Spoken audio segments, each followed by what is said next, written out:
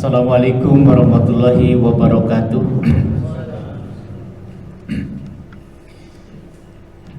Alhamdulillahilladzi anzalal qur'ana tanzila liyakuna lil alamin nadhira. Asyhadu an la ilaha illallah wahdahu la syarikalah wa asyhadu anna Muhammadan abduhu wa rasuluhu la nabiyya ba'dah. Allahumma salli ala Muhammad wa ali Muhammad waj'alna min umurina faraja wa makhraja warzuqna min haitsu nahtasib wa min haitsu la nahtasib. Qala Allah ta'ala fil Qur'anil Karim, a'udzu billahi as-sami'il 'alim minasy syaithanir rajim. Bismillahirrahmanirrahim. Syahrul Ramadan alladzi unzila fihil Qur'an hudal linnas wa bayyinatin minal huda wal furqan.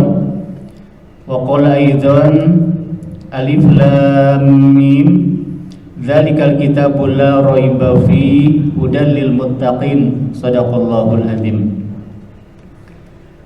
Hadirin jamaah Masjid Nurul Jamil yang dirahmati oleh Allah Subhanahu wa taala. Pertama, marilah kita memanjatkan puji dan syukur kehadirat Allah Subhanahu wa taala, karena atas berkat dan rahmatnya kita masih diberikan kesehatan lahir dan batin. Dengan sehat kita bisa menjalankan kewajiban kita sebagai seorang muslim dan kewajiban kita sebagai seorang manusia. Salawat dan salam tidak lupa kita sampaikan kepada Nabi kita semua, Nabi akhir zaman, Rasulullah Muhammad sallallahu alaihi wasallam, kepada keluarganya, para sahabatnya, para tabi'in, tabi'ut tabi'in, juga kepada seluruh umatnya dari awal hingga akhir zaman. Jemaah yang dirahmati oleh Allah Subhanahu wa taala, dua ayat tadi yang saya sampaikan menjadi sebuah legalitas di dalam Al-Quran. Yang pertama, Al-Quran turun pada bulan Ramadan. Syahrul Ramadan alladzi unzila fihil Qur'an, fungsinya hudal linnas, petunjuk bagi manusia. Hudal linnasi wa bayyinatin minal huda wal furqan, dan juga sebagai pembeda. Kemudian di sisi lain surah Al-Baqarah ayat yang kedua, Dzalikal kitabul la raiba fi hudal lil muttaqin. Ayat ini lebih spesifik. Surah Al-Baqarah ayat yang kedua ini, itulah Alkitab, Al-Quran. Di situ ada waqaf mu'anaqah. Waqaf mu'anaqah itu titik 3, harus berhenti di salah satu waqaf. Dzalikal kitabul la raib, bisa di situ, atau dzalikal kitabul la raiba fi. Maknanya sama. Itulah Alkitab, tidak ada keraguan. Kalau berhenti di la raib, tidak ada keraguan bagi siapa? Di dalamnya bagi orang-orang yang bertakwa. Kemudian kita wakaf di la raiba fi, tidak ada keraguan di dalamnya, petunjuk bagi orang-orang yang bertakwa. Kalau di ayat yang pertama itu adalah bahwa Al-Quran itu petunjuk bagi seluruh manusia. Artinya manusia itu harus mengimani Al-Quran apapun resikonya. Kenapa? Karena memang manusia dipersiapkan Al-Quran sebagai petunjuk bagi orang-orang yang sudah melenceng, jadi diarahkan kembali dengan Al-Quran. Maka dalam Islam ada dakwah. Dakwah itu untuk mengembalikan fitrah. Sementara di dalam surah Al-Baqarah ayat kedua, penguatan terhadap orang-orang yang sudah beriman, karena kalimatnya petunjuk bagi orang-orang yang bertakwa. Artinya yang namanya bertakwa itu manusia yang sudah beriman.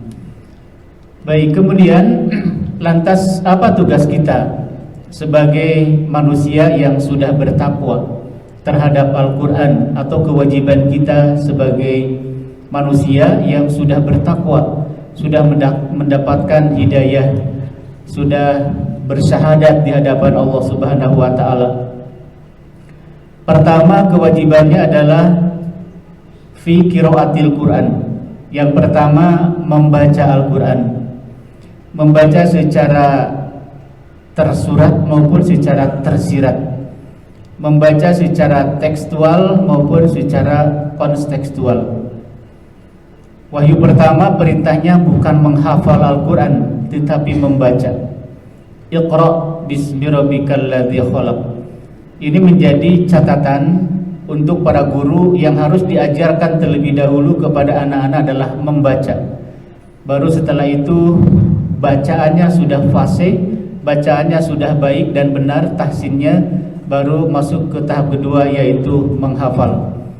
Karena tidak sedikit anak-anak yang hafal Al-Quran, ketika disuruh membaca, bacaannya banyak salah. Artinya Iqra, membaca itu harus betul-betul faham cara membacanya. Metode zaman dulu itu sangat bagus, dari mulai alif jabar A, alif JRI, alif PSU, A, I, U. Dari mulai selanjutnya masuk ke tahap kedua, alif lam sukun jabar al, ha mim sukun jabar ham, dal PSU, alhamdu. Makanya kualitas dulu dan sekarang itu ada sedikit perbedaan, karena yang dipakai adalah metodologi. Oleh karena itu, Iqra, membaca itu harus dari yang sangat dasar. Jadi anak-anak diberikan pelajaran membaca dulu baru menghafal. Karena banyak kasus, banyak anak yang hafal usia TK tapi disuruh membaca banyak sekali salahnya. Hadirin sekalian, oleh karena itu tugas atau kewajiban seorang muslim terhadap Al-Quran adalah membaca Al-Quran. Hadirin sekalian, fi qiraatil Quran, membaca Al-Quran itu adalah sebuah kewajiban bagi seorang muslim. Apakah kita faham atau tidak, yang jelas membaca dulu. Apakah kita mengerti atau tidak, yang dibaca, yang jelas harus membaca. Dan tentunya bulan Ramadan ini kita punya target masing-masing. Setiap hari kita selesai 1 juz, sehingga sampai kepada akhir dari bulan Ramadan ini kita mampu menyelesaikan 30 juz. Insya Allah tanggal 28 Maret ini di pesantren diadakan simaan Al-Quran, ya, diselesaikan dalam 1 hari 1 malam, dalam rangka untuk ya ma'iyatul Quran, berinteraksi dengan Al-Quran dengan cara membaca. Dan membaca Al-Quran itu ternyata bagian daripada ghidha'ur ruh. Makanan ruh itu adalah fi qiraatil Quran. Rasulullah mengajarkan afdhalul zikri Al-Quran. Afdal zikir adalah membaca Al-Quran. Sehingga ketika kita tiap hari membaca Al-Quran, itu bagian daripada seafdal-afdalnya zikir, karena kita sedang membaca ayat-ayat dari Allah Subhanahu wa taala. Terlepas dari dalamnya ada ayat tentang neraka, ada ayat tentang surga, pokoknya dibaca. Masalah pengertian, ngerti atau tidak, maka tahap kedua adalah fi ta'limil Quran. Setelah membaca Al-Quran, kewajiban kita yang kedua adalah mempelajari Al-Quran. Hadis yang sangat populer sering kita dengar, khairukum man ta'allamal Quran wa 'allamahu. Sebaik-baik kualitas Islamnya seseorang adalah orang yang mau mempelajari Al-Quran wa 'allamahu, kemudian mengajarkannya. Jadi yang namanya Al-Quran itu dipelajari kemudian diamalkan, dan itu adalah kewajiban kedua bagi seorang muslim setelah fi qiraatil Quran adalah fi ta'limil Quran. Di dalam fi ta'limil Quran maka berbicara tentang ulumul Quran.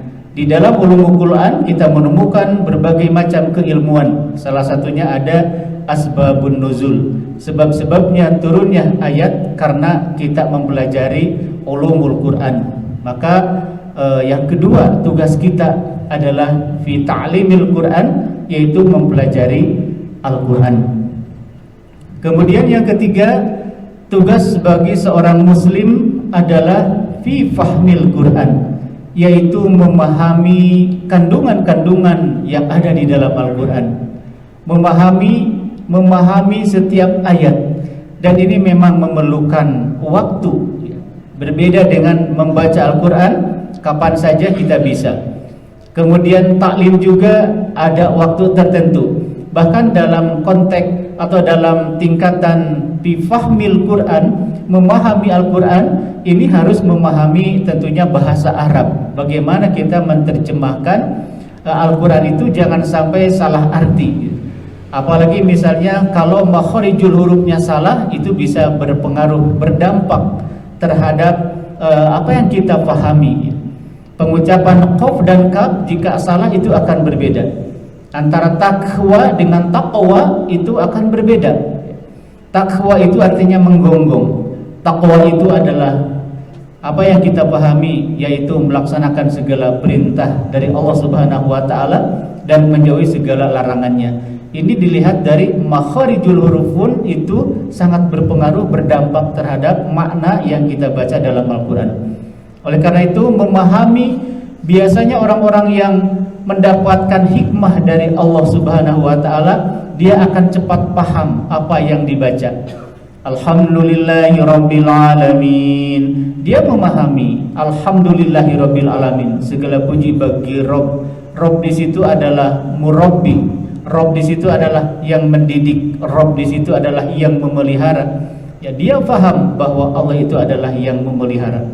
Dan yang terakhir, kewajiban seorang muslim terhadap Al-Quran, di samping fi qiraatil Quran, di samping fi ta'limil Quran, di samping fi fahmil Quran, dan yang selanjutnya adalah fi tablighil Quran, yaitu menyampaikan isi kandungan Al-Quran. Balighu anni walau ayat, sampaikanlah dariku walaupun itu satu ayat. Itulah yang disampaikan oleh Rasulullah SAW. Maka Al-Quran yang sudah kita pelajari, Al-Quran yang sudah kita fahami, maka tugas selanjutnya adalah menyampaikan, walaupun itu yang disampaikan hanya satu ayat. Hadirin sekalian, semakin kesini tugas kita terhadap kewajiban kita terhadap Al-Quran ini memang tidak sesederhana itu. Oleh karena itu, yang meninggal di tiang gantungan yaitu Sayyid Qutb yang mengarang kitab Fi Zilalil Quran, dia digantung, dan dia ketika akan digantung dia berkata, seandainya Allah memberikan usia kepadaku, maka aku akan tetap mengamalkan Al-Quran dengan berbagai macam resiko. Oleh karena itu, orang-orang yang memahami Al-Quran itu akan dihadapkan dengan berbagai resiko yang sangat luar biasa. Sebagaimana kita melihat ke belakang, ke sejarah mereka mengamalkan Al-Quran, mensyiarkan Al-Quran begitu dahsyatnya. Tetapi saat ini kita sedang damai, sejahtera, tidak ada masalah, jadi tidak ada alasan untuk mempelajari Al-Quran. Ini saja yang bisa saya sampaikan. Mudah-mudahan di bulan Ramadan ini kita semakin mencintai Al-Quran, karena Al-Quran itu adalah kalamullah. Shadaqallahul azim. Taqabbalallahu minna wa minkum. Assalamualaikum warahmatullahi wabarakatuh.